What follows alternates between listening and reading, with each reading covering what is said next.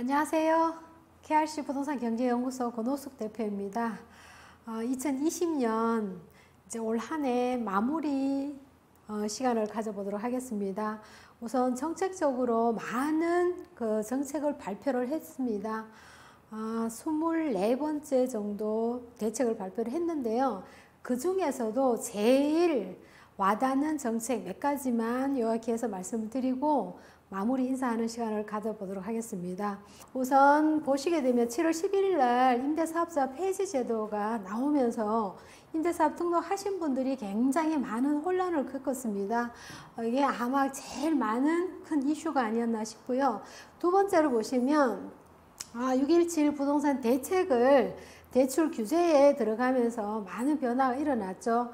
여기에 추가적으로 하나 더 보태면 지역마다 많은 이슈가 있었지만은 핀셋 지역을 규제를 하면서 그 이외 지역은 풍선 효과가 많이 발생했는 것이 바로 부동산 가격 상승에 하나 역할을 한 부분이었죠. 이런 부분을 보시면 요 세 가지가 굉장히 핫한 이러한 축에 들어가고, 그 다음에 최근에 굉장히 많은 어려움을 겪고 있는 임대차 3법. 3법 중에서도 보시게 되면 계약갱신 청구권, 신고제, 상한제, 이러한 세 가지 요점이 굉장히 많은 부동산의 가격 상승의 여지가 지금까지 계속 이어오고 있는데요. 이 세 가지를 간단한 부동산 뉴스 이슈를 통해 가지고 정리를 해드리고 마무리를 하도록 하겠습니다. 임대 사업자 제도를 굉장히 많은 변화를 줬습니다. 기존에 보시게 되면 많은 분들이 이제는 기존에 얘기할 것도 없지만은 굉장히 큰 변화를 가져줬습니다.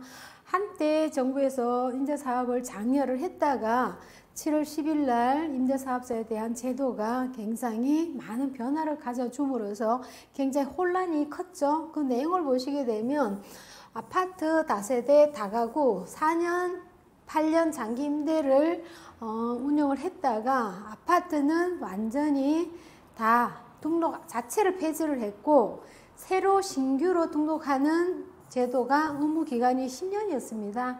4년짜리 8년짜리는 완전히 다 없어졌다, 이렇게 보시면 되겠고요. 그 다음에는 종합부동산세 과세 시에 임대주택은 합산을 하지 않았는데 소형주택의 소득세와 법인세도 감면 대상이었죠. 하지만 기존의 임대 등록 유지하는 동안에만 기존의 세제 혜택을 유지하는 것으로 바뀌었고요. 다주택자 양도세 중과 배제를 10년 이상이 임대 시의 양도세는 최대 100%까지 공제를 했는데 자동 말소에 따라서 양도세 공제 혜택이 없어졌습니다. 이런 것들도 굉장히 큰 정말 변화가 아닐 수가 없고요. 임대사업 등록 요건에 따라 크게 자격이라든지 이런 것들이 사실 규정하지 않았는데, 보시면 간단하게 보시면 공적 의무 위반이나 등록 말소된 사업자는 의무 위반에 따라서 처벌을 제한을 했고요. 임대사업자를 하시게 되면 미성년자도 등록을 제한을 했습니다.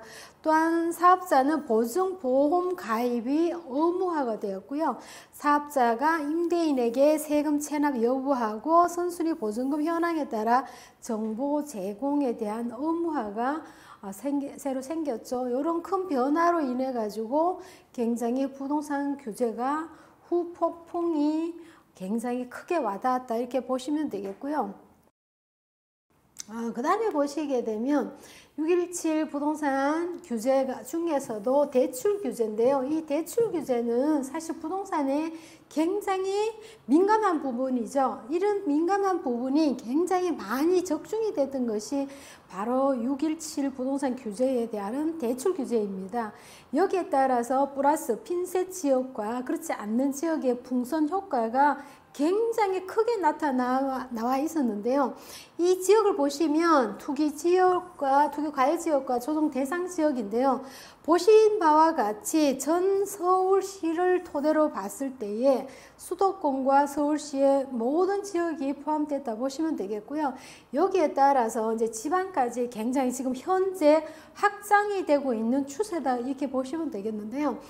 이 대책에 따른 주요 내용이 보시게 되면 이 세입자들에게 한 걸쳐 있는 상태에서 굉장히 애로점이 많이 있었죠.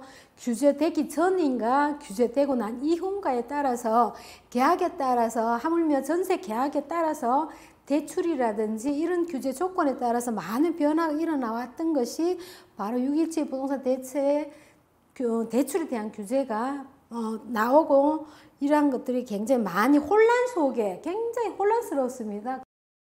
풍선 효과, 한쪽을 누르니 한쪽이 굉장히 부풀어져 있는 이 풍선 효과가 서울에서 수도권으로, 수도권에서 지방으로 굉장히 확산이 됐는데 다시 거꾸로 지금 지방에서 서울, 강남이죠. 강남 지역으로 다시 핀셋 지역이 효과, 풍선 효과가 다시 일어나고 있는 것이 현재 상태라고 이렇게 보시면 되겠고요. 이런 지역이 굉장히 집값 상승률을 보시면 통계적으로 지금 최고의 이르렀다 이렇게 보시면 되겠습니다. 그렇기 때문에 지방 중소도시까지 퍼진 이 규제 지역은 집값을 잡을 수가 있을까요? 굉장히 내년에 다시 한번 바라볼 수밖에 없는 숙제거리라고 보시면 되겠고요. 그 다음에 임대차 3법. 3법이 생기고 시행된 지 이제 조금 지났는데요. 이렇게 돌이켜보면 이 3법도 굉장히 임대인도, 임차인도, 매수인도, 매도인도 이 굉장히 임대차 3법에 관해서 많이 없는 규제고 없는 정책이다 보니까 지금 굉장히 혼란 속에 아직까지 유지되고 있는 상태인데요. 이런 것들은 풍선 효과로서 집값이 상승을 했고 임대차 3법은 임대 가격을 상승하는 이러한 역할을 한 것이 바로 임대차 3법인데요. 이러한 부분들은 2021년도에 어떠한 개편이라든지 어떠한 효과가 다시 발생하는지 이렇게 짐작을 해보면 아직까지 내년에도 큰 변화가 없을 것 같다는 이러한 결론이 나올 수밖에 없는 거죠. 대출 규제도 아직까지 내년에 대한 대출 정책이라든지 아직 나오지 않은 상황이지만은 지금 현재 시점으로 내년을 다시 바라본다 그러면 시행한 지 얼마 안 된 이러한 제도들을 하루아침에 바꿀 수는 없으니까 굉장히 어려운 상황이 아닐 수가 없다 이렇게 생각이 들고요. 효과는 크게 나올 거라고 예상했는 모든 부분들이 실제로 올 한 해를 마무리하면서 보니까 효과는 정말 크게 나타나지 않았다 이렇게 말씀을 드릴 수가 있는데요. 그 효과라는 것은 이게 온 국민이 좋은 정책에서 좋은 제도로서 좋은 효과가 나와야 되는데 그렇지 않은 효과라고 이렇게 말씀을 드릴 수 있겠습니다. 2020년 한 해 동안 정말 고생들 너무 많이 하셨고요. 코로나는 희망적인 뉴스가 나오지만은 아직도 각자의 정말 이 모든 위생관리라든지 이런 것들을 조심할 수밖에 없는 것이다 이렇게 보시면 되겠고요. 내년 2021년도는 좀 더 희망을 갖고 많은 부분들이 정말 올 한 해 정말 고생 많이 하셨는데 내년에는 좀 더 희망적인 한 해를 기대를 해볼 수 있겠고요. 건강 조심하시고 많은 분들 저희 KRC 기억하시는 모든 분들에게 올 한 해 정말 고맙다는 인사를 다시 한번 드리겠습니다.